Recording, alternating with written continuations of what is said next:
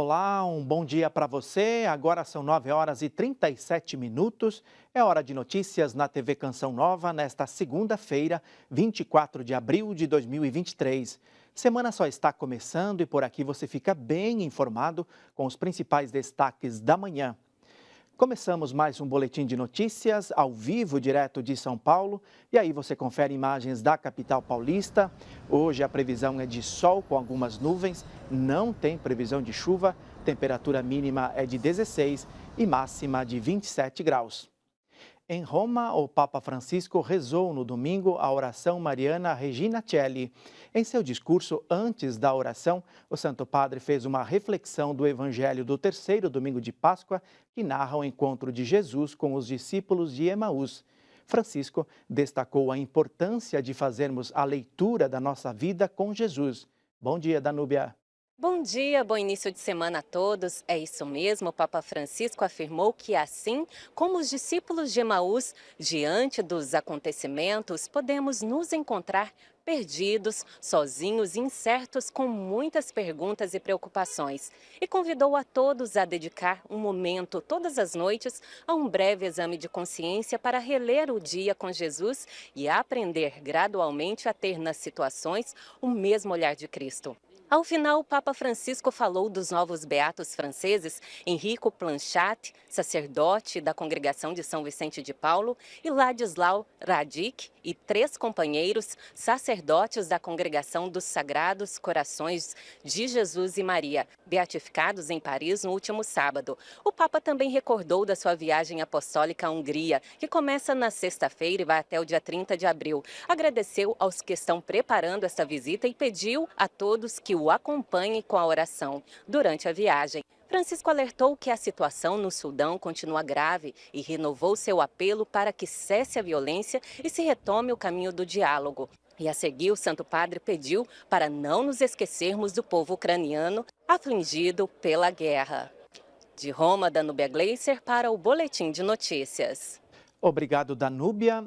Os bispos reunidos em Aparecida, interior de São Paulo, começam hoje a votação dos membros da presidência da CNBB, a Conferência Nacional dos Bispos do Brasil. As informações com a repórter Elaine Santos. Sobre esse assunto, eu converso com Dom Joaquim Moll, presidente da Comissão Episcopal para a Comunicação. Dom Joaquim, obrigada por nos atender. Como será a dinâmica das eleições? Então, eleições é sempre um assunto muito interessante. Há pessoas que polarizam, há pessoas que harmonizam. O fato é que os bispos estão reunidos numa assembleia eletiva. E as eleições na Assembleia da CNBB, elas respeitam aquilo que já está definido no seu regimento, no seu estatuto, no seu regimento. Então, como que se faz esta eleição? Em primeiro lugar, nós fazemos uma prévia. Os regionais se encontram, os bispos dos regionais, e levantam nomes. Então, essa é a primeira coisa que é muito importante. Nós tentamos encontrar mesmo na base do consenso, né, ao redor dos nomes. Para a gente colocar nomes à disposição, é preciso ver o perfil. A Igreja do Brasil está vivendo este momento. Quem seria um bom presidente neste momento?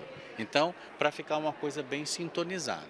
A Igreja do Brasil tem essas diretrizes de evangelização. Quais presidentes das comissões, etc., correspondem melhor a estas diretrizes? Muito trabalho ainda, muito obrigada pela entrevista. A gente vai seguir acompanhando tudo por aqui. Canção Nova na cobertura da Assembleia dos Bispos do Brasil. Obrigado, Elaine. Os armênios recordam hoje os 108 anos do genocídio armênio, cometido pelo Império Turco-Otomano, que tirou a vida de 1,5 milhão de pessoas no ano de 1915. A repórter Aline Mércio tem mais informações sobre essa data. Bom dia, Aline. Isso mesmo, Sidney. Bom dia a você, bom dia a todos que nos acompanham. E a gente vai entender um pouquinho porque é importante lembrar dessa data com o padre Antônio Francisco Lelo, que é pároco da paróquia Armênia Católica São Gregório Iluminador. Bom dia, padre. Por que é importante a gente lembrar desse genocídio? Bom dia. É importante lembrar desse genocídio para que esta data e esta atrocidade não aconteça nunca mais, como nos lembra o Papa Francisco. no sentido de que essas atrocidades, considerada a primeira do século XX, que levou à morte, martirizou 1,5 milhão de armênios, que eram deportados da Armênia para o deserto de Deizor e os desertos ali ao redor. E o mais triste, muitos países não reconhecem este genocídio. Muitos países, sim, como a Argentina, a França, vários outros. O Brasil ainda não. A Armênia hoje sofre pelo Azerbaijão, que ela tem um território histórico que, nos últimos movimentações políticas, ficou considerado território do Azerbaijão, sendo que a população, e historicamente, é toda a Armênia. É um cerco terrível que a população sofre, mas que resiste bravamente para defender este território como território da Armênia. Perfeito, muito obrigada, viu, padre? Voltamos aos estúdios, Sidney. Obrigado, Aline. E os conflitos no Sudão são destaque internacional de hoje. Estados Unidos e países europeus começam a retirar seus cidadãos do país africano. Agitação no Sudão. A notícia manchete do britânico The Guardian. A retirada de pessoas se intensifica e os Estados Unidos fazem alerta para a crise humanitária. A agência dos Estados Unidos enviou equipes de resposta a desastres, enquanto países ocidentais retiram centenas de diplomatas e cidadãos do país devastado pelo conflito. Há alerta de escassez de remédios, alimento e água no Sudão. O número de mortos no país já passou de 400, incluindo centenas de civis, segundo ONGs locais e internacionais.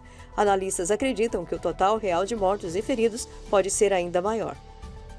Os conflitos no Sudão também são destaque do Deutsche Welle, que afirma: em meio a combates intensos no país africano, Estados Unidos e Reino Unido anunciaram que conseguiram retirar do Sudão os funcionários de suas embaixadas na capital Khartoum, enquanto outros países também tentam ajudar seus cidadãos a fugirem do conflito que aflige o país há 9 dias.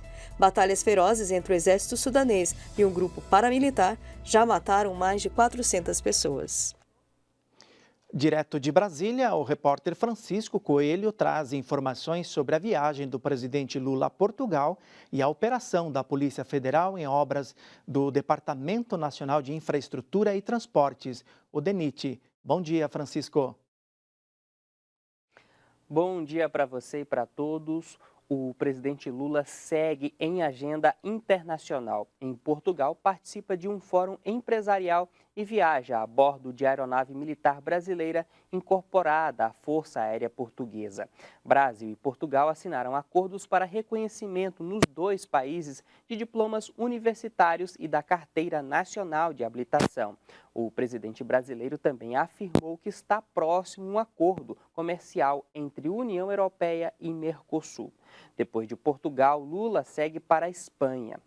E mudando de assunto, a Polícia Federal realizou na manhã de hoje a Operação Pares do Rei. A ação tem por objetivo aprofundar as investigações dos crimes relacionados à execução de obras rodoviárias na região norte do estado de Minas Gerais. Há suspeita de desvio de recursos em obras de infraestrutura de rodovias federais. A suspeita é de um prejuízo de quase 2 bilhões de reais. Mais de 20 mandados de busca e apreensão foram cumpridos. Eu volto com vocês nos estúdios. Obrigado, Francisco. A semana começa com alerta de chuva para o norte e tempo instável nas demais regiões do país. Confira a previsão do tempo para esta segunda-feira. No sul, a chuva retorna na região da Campanha Gaúcha. Também chove no litoral do Paraná. Tempo firme e céu aberto nas demais áreas. No sudeste, chove no norte de São Paulo, Triângulo Mineiro, no Espírito Santo e no litoral norte do Rio de Janeiro. Já no centro-oeste, tem pancadas de chuva isoladas e bastante sol no Mato Grosso, sul de Goiás e norte de Mato Grosso do Sul. Dia chuvoso e com bastante variação de nuvens no norte do país. O Amapá, oeste do Pará e Roraima seguem alerta para temporais. No Nordeste, tempo firme predomina no interior do Maranhão, no Piauí, Ceará, oeste da Bahia e interior de Pernambuco. O Boletim de Notícias fica por aqui. Reveja nosso conteúdo no Canção Nova Play e não deixe de conferir nosso site noticias.cançãonova.com. Outras informações no Canção Nova Notícias às 6:45 da noite. Um excelente dia para você, um bom começo de semana e continue ligado em nossa programação.